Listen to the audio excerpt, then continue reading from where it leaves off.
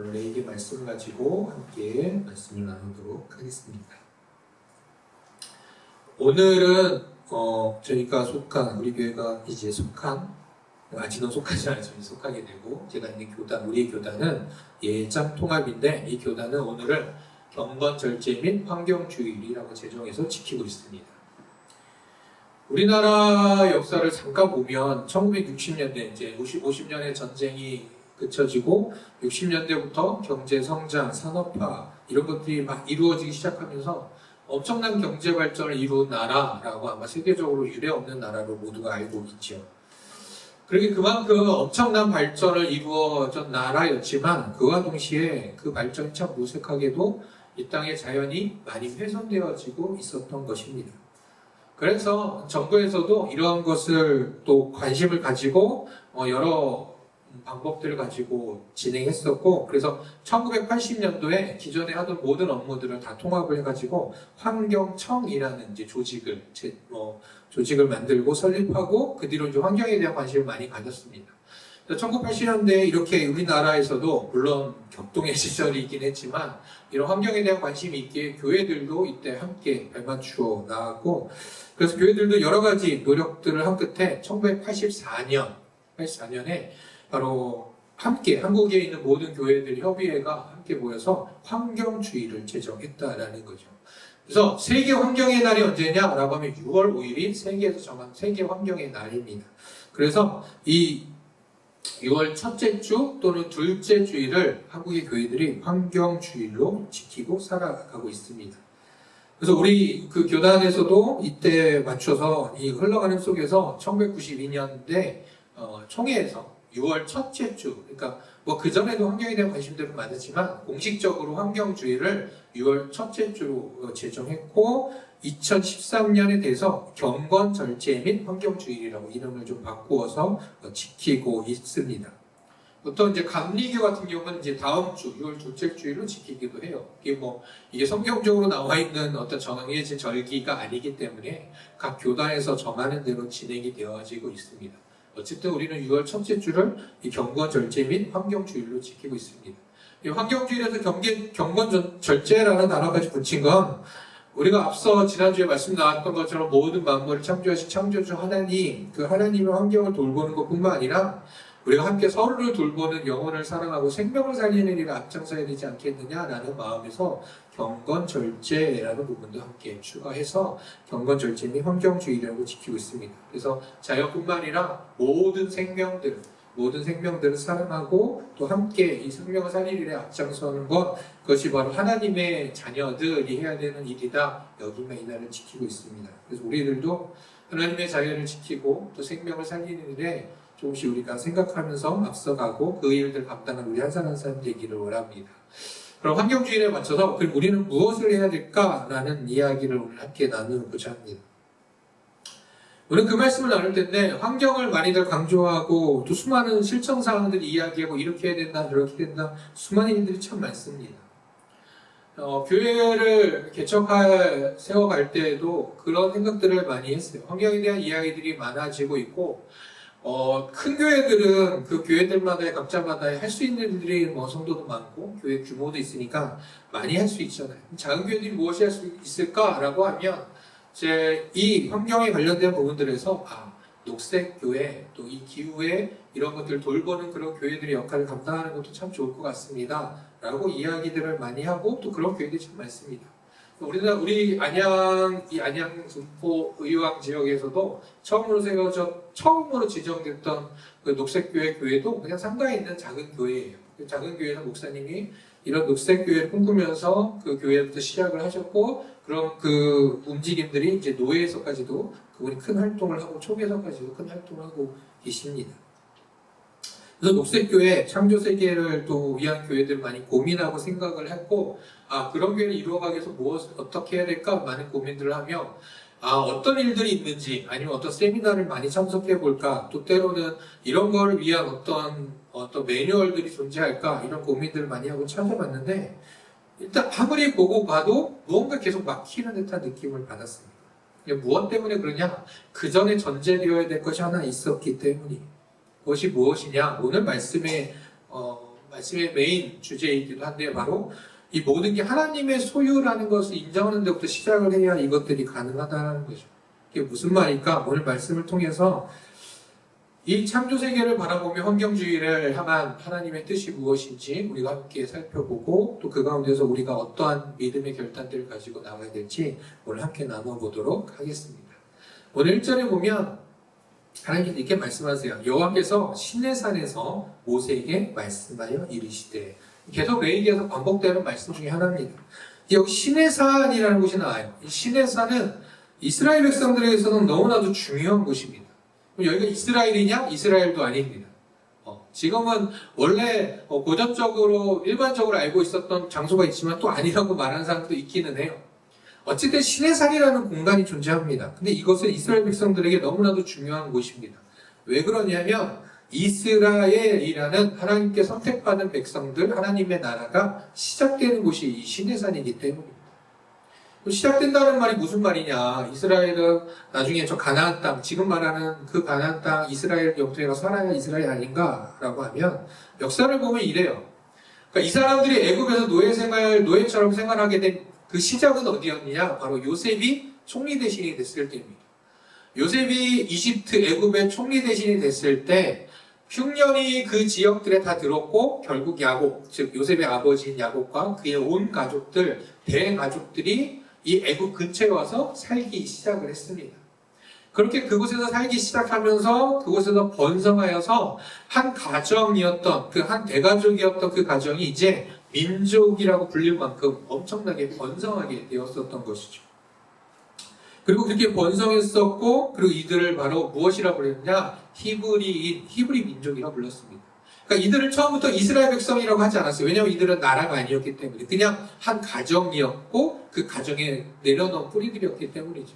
그래서 그냥 이들은 히브리 민족이라고 불렀습니다.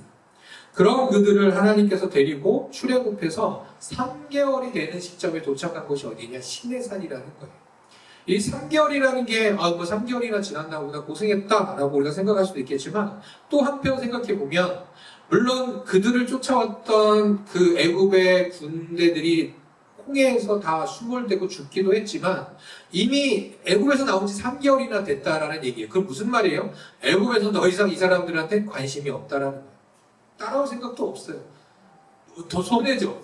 3개월을 말 타고 오면 좀 더 빠르겠지만 몇 개월을 달려서 이 사람들 잡아와 봐야 또 몇 개월 데려가야 하는데 그 에너지가 무슨 의미가 있겠습니까? 즉 3개월이 되었다라는 건 이미 이 시점을 통해서 이 히브리인들은 이제 하나님의 백성들로서 하나님께서 약속하신 땅으로 갈 수밖에 없고 가야 되고 또 가는 길이었죠. 자, 그렇게 해서 이들이 이제 하나님께 약속하신 가나안 땅에서 살아가면서 그간데 나라를 이루며 살아가야 했던 겁니다. 근데 문제는 어디 있느냐? 이들은 아직까지 나라를 형성하지 않았다라는 거예요. 당시의 이방 국가들, 애국들은 나라를 형성하고 있었습니다. 그러니까 나라라는 건 무슨 말이냐? 물론 땅도 중요하고 국민도 중요하지만 국가에 대한 3대의 기본 요소 있으면 뭐가 있어요? 법이라는 게 또 존재하죠. 법 안에 무엇이 있습니까? 정치 체계도 있고요. 그들 안에 지켜야 될 규율도 있고요. 또 행정 체계 모든 게 다 들어가 있는 게 그 법이라는 것이고 그로 인해서 나라가 세워지는 거거든요. 즉 이스라엘 백성들은 이제 국민은 있지만 그 땅을 위해 가고 있고 땅에 도착했지만 땅에 도착했을지라도 그들에게 뭐가 없어요? 법이라는 게 없었다는 거죠. 그러니까 그곳에 가서 새로운 법들을 만들어 가야 했던 겁니다. 자, 그럼 이 사람들이 가나안 땅 가가지고서 나라를 세우고 법을 만들 때 그럼 이들이 무엇을 보고 법을 만들겠습니까? 그러니까 이들이 이전에 나라가 있었으면 우리 옛날에 이랬었어라고 하면 될 텐데 아무것도 없었거든요.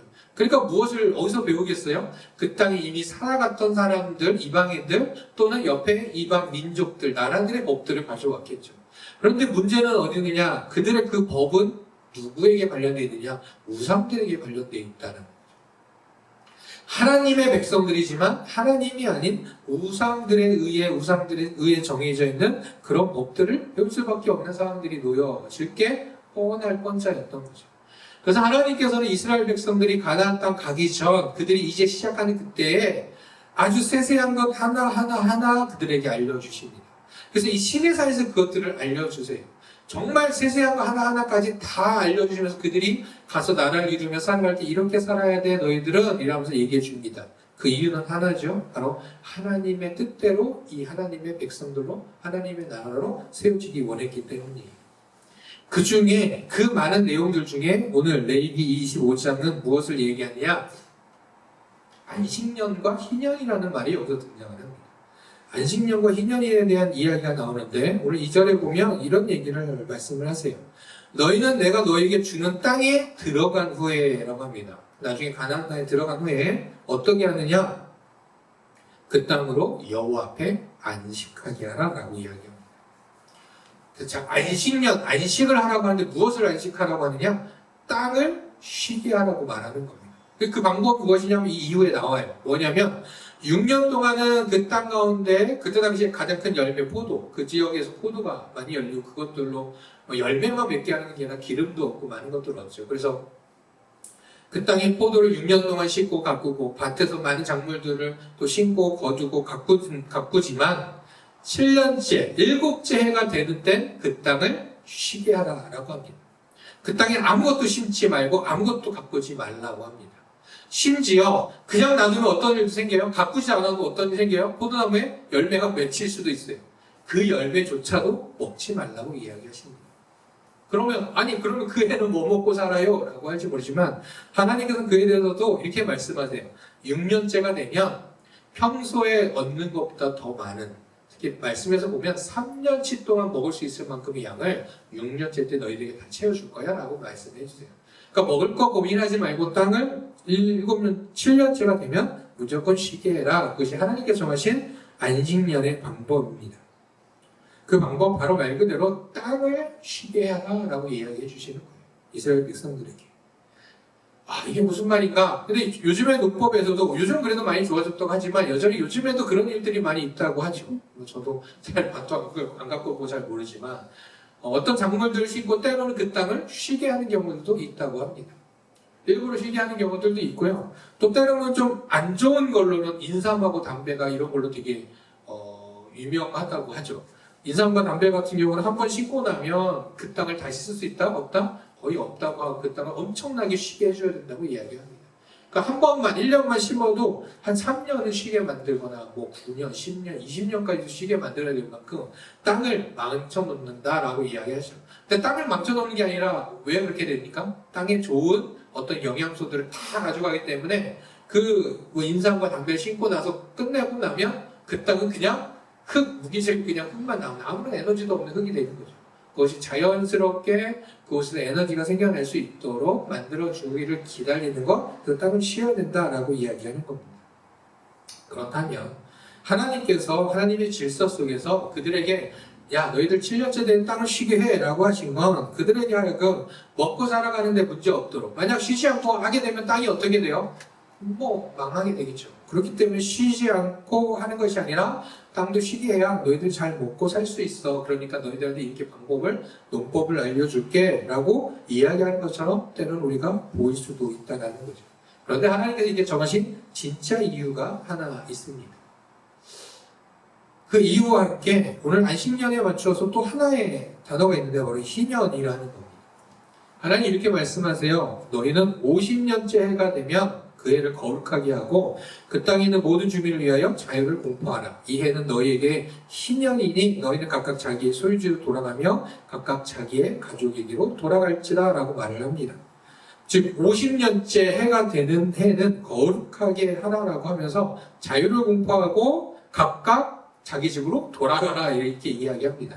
그냥 이걸 아무 생각 없이 보게 되면 무슨 날이에요? 50년 후에는 온 가족들이 다시 모여서 살아라 라고 하는 것처럼 보일 수 있겠지만 사실은 그런 말이 아닙니다. 땅에 대해서 이 희년에 대한 개념은 어떤 개념이냐면 살아가다 보면 그때 당시에도 많은 사람들이 살아가다 보면 또 먹고 살기 너무 힘들어질 수도 있잖아요. 땅이 있어도 지금도 그런 경우잖아요. 땅이 있어도 먹고 살기 힘든 경우들도 있습니다. 그러니까 어떻게 해요? 그러다 보니 그 땅을 파는 경우도 있습니다. 지금 당장 돈이 급하니까 그 땅을 팔고 또 살아가는 경우들도 있어요. 그래서 그때 당시에도 이렇게 땅을 팔았습니다. 그런데 이 희년이 되면 어떤 일이 있느냐? 그 땅을 원래 주인에게 돌려줘야 되는 게 바로 이 희년의 개념이었습니다. 그러다 보니까 땅값을 어떻게 정했느냐? 만약 희년이 50년째 했잖아요. 근데 희년이 많이 남았다. 예를 들어서 희년이 이제 막 작년에 지났다. 그러면 50년 동안을 계산해서 땅값을 주는 거예요. 그런데 만약 내년이 희년이다. 그러면 1년의 땅값만 주는 거죠. 여기서 땅값이나 이때 당시 땅값은 무엇이냐면 그 땅에서 1년 동안 얻을 수 있는 소출을 금액으로 산정해서 주는 거예요. 즉 희년 50년째가 되면 자연스럽게 모든 게 소진되고 그 땅의 원래 주인에게로 돌려줘야 한다라는 거죠.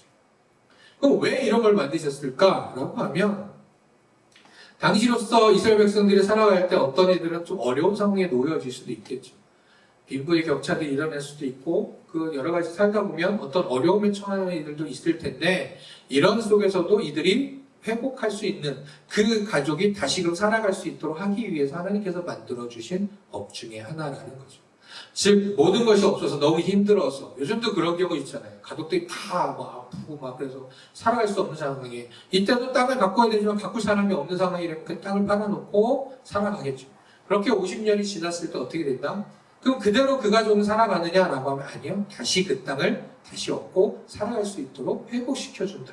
즉 그러므로 해서 빈부격차가 일어날 수 있는 상황 속에 50년째가 되면 모두 다 모든 것이 다 리셋이 되어버리 다시 처음으로 돌아가 회복되어지는 공동체로 살아가게끔 만들어주는 것이 바로 이 희년의 법입니다.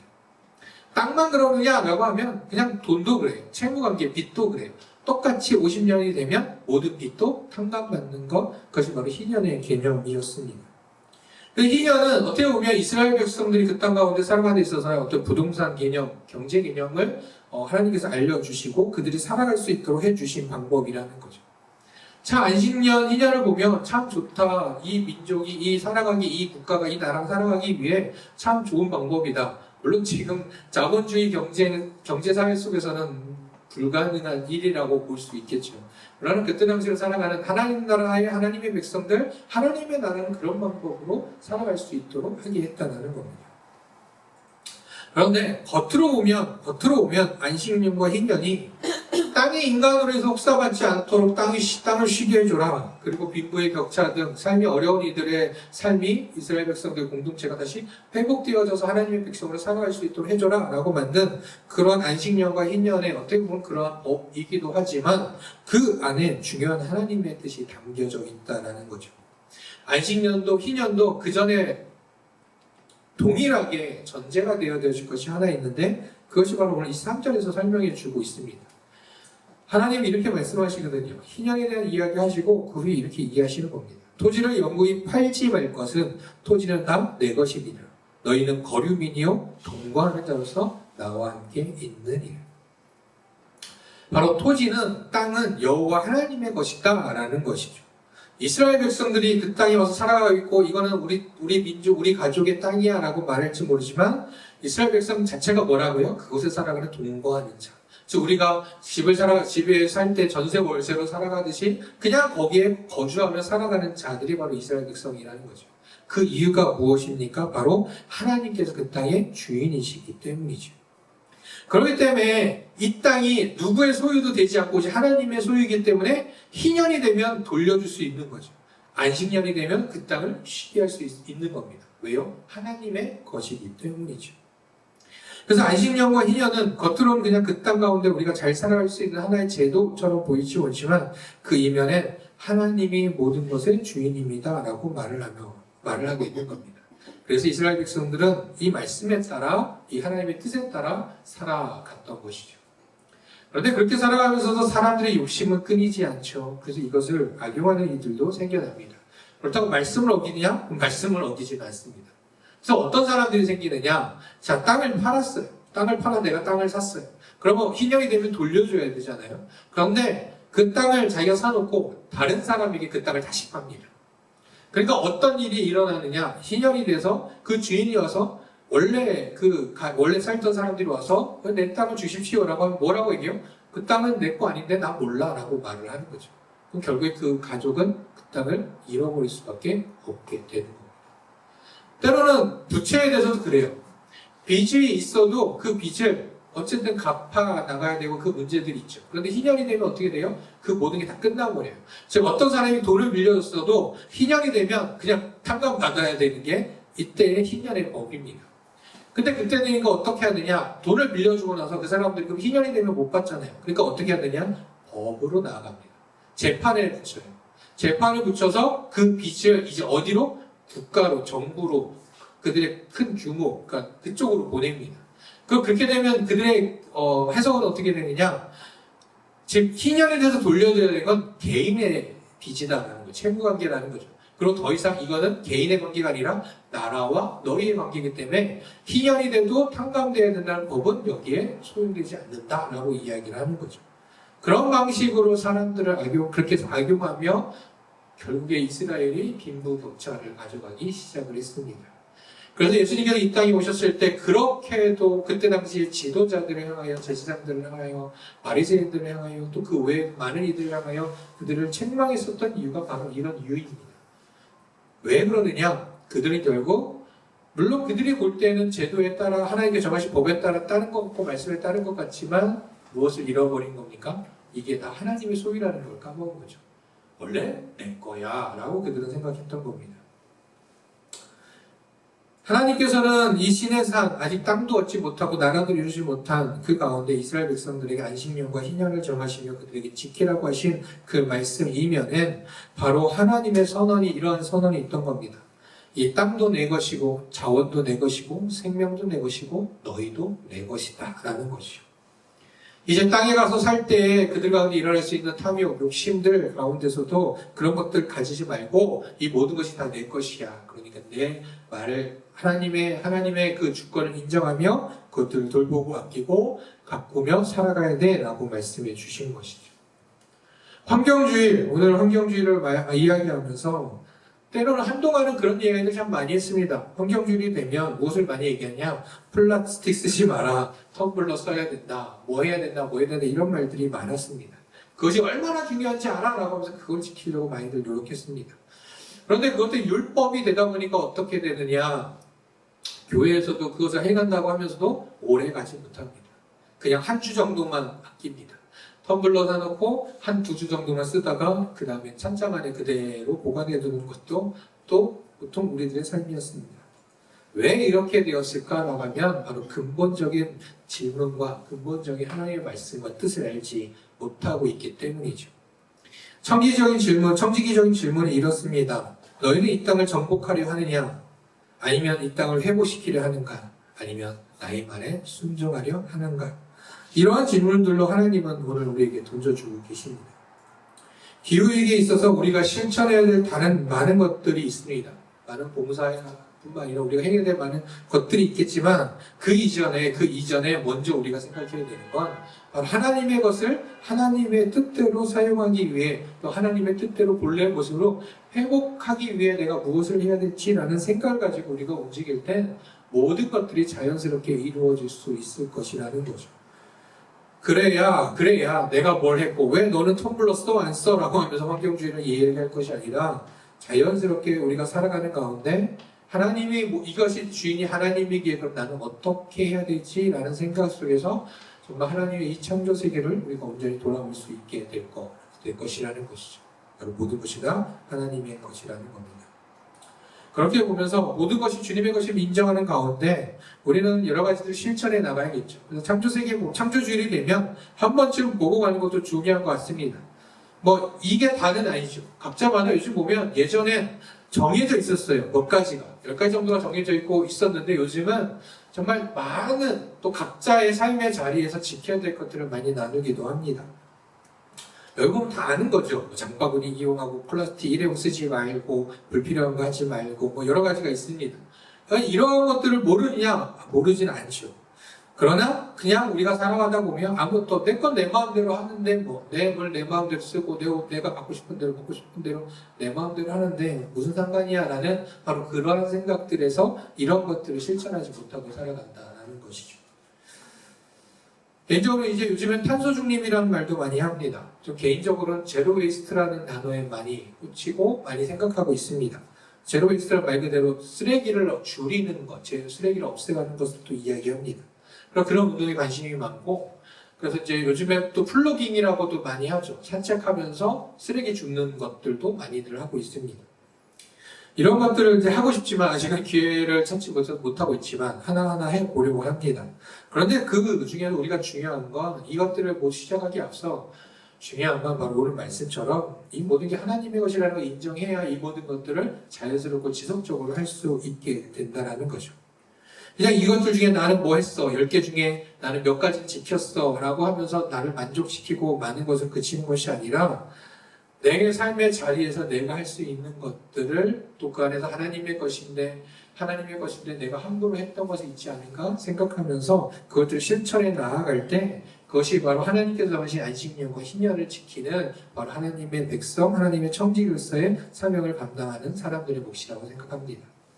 나는 이 땅 가운데 주인으로 살아가는가, 나는 청지기인가, 우리가 한번 생각하면서 다시금 이 땅을, 여기서 땅이라는 것은 단순히 땅만 아니라 내가 지금 모든 것들을 소유하려고만 하고 있는지, 아니면 정말 하나님의 뜻대로 돌보며 살아가려고 하는지 늘 생각하면서 특별히 참 이 환경주일에 한 번 더 생각해 보면서 이번 주 한 주 동안 생명을 살려가는 일에 정말 하나님의 뜻을 한 번 더 생각해 보고 그 가운데 내가 할 수 있는 것, 아주 작은 것부터 한 번씩 조금씩 실천해가며 하나님의 뜻에 맞게 살아가는 우리의 삶이 다 되시기를 주님의 이름으로 다시금 축복합니다.